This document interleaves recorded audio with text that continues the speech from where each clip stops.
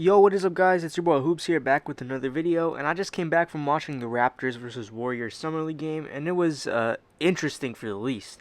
The game was pretty sloppy and out of control, but there were some cool moments, and I'm going to break it down for you guys. But before you do anything, make sure you like, subscribe, turn on post notifications, and comment what I should talk about next. But anyways, let's get straight into the video. So let's start off with the Warriors, and most importantly, Jonathan Kuminga. He finished with 18 points, 4 rebounds while going 5 for 17 from the field, and 3 for 6 from 3.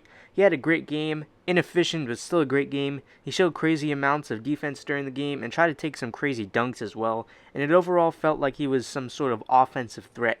The one thing that he needs to work on though is his turnovers, having 6 turnovers this game. Going into the draft, Kuminga seemed like a project player to most, and this game he could somewhat prove us wrong, but it's still the Summer League though, so you never know.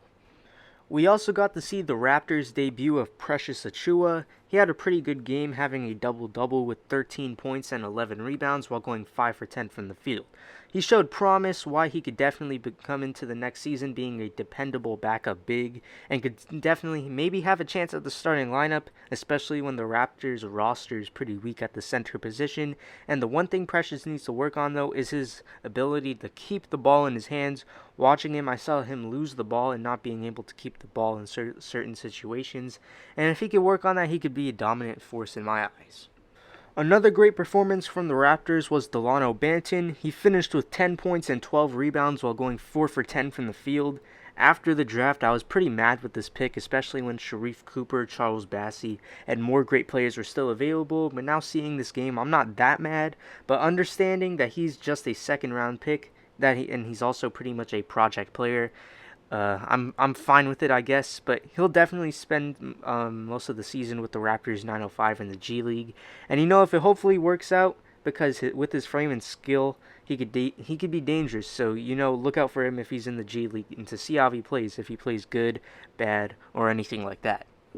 Now let's talk about probably the main player of this game, Scottie Barnes. And when I say the main player of this game, I do not mean he was the best player, because he struggled a lot in the game. He finished with 13 points, 8 rebounds, and 1 assist while shooting 2 for 8 from the field and 1 for 2 from 3. You might be asking, how did he get his points if he went 2 for 8? Well, he was a paint beast, but in a different way. He got fouled in the paint a ton, leading him going 8 for 12 from the free throw line. Scottie Barnes is the definition of an NBA player, but still a project, meaning that he'll still be good as an NBA player, but his potential is sort of a project, if that makes sense. He did show some flashes of great offense, hitting a corner 3 at the start of the game, and doing a great fake, fadeaway type of move to get the bucket. If Barnes develops his offensive game, watch out for him in the league, because he'll be dangerous if that happens. So now we move upon the recap portion of this video, where I'll briefly explain some of the good performances today. First up, we have Moses Moody. He finished with 14 points and 2 rebounds while going 4 for 15 from the field and 2 for 7 from 3. Not a great performance, but it just seemed like an off night. Gary Payton II had 13 points, 5 rebounds, and 5 assists while going 5 for 6 from the field and 3 for 3 from 3. The main thing about his performance, though, was his monster poster in the fourth quarter. Even LeBron tweeted about the dunk, so it was nice. Next, we have Justin Ian Jessup, I think that's how you say it. He finished with 13 points while going 5 for 10 from the field and 3 for 4 from 3. Watching him, it seemed like he didn't miss, and I feel like he could definitely make an NBA roster with that skill set. Malachi Flynn had an under-the-radar game, having 16 points while going 6 for 19 from the field.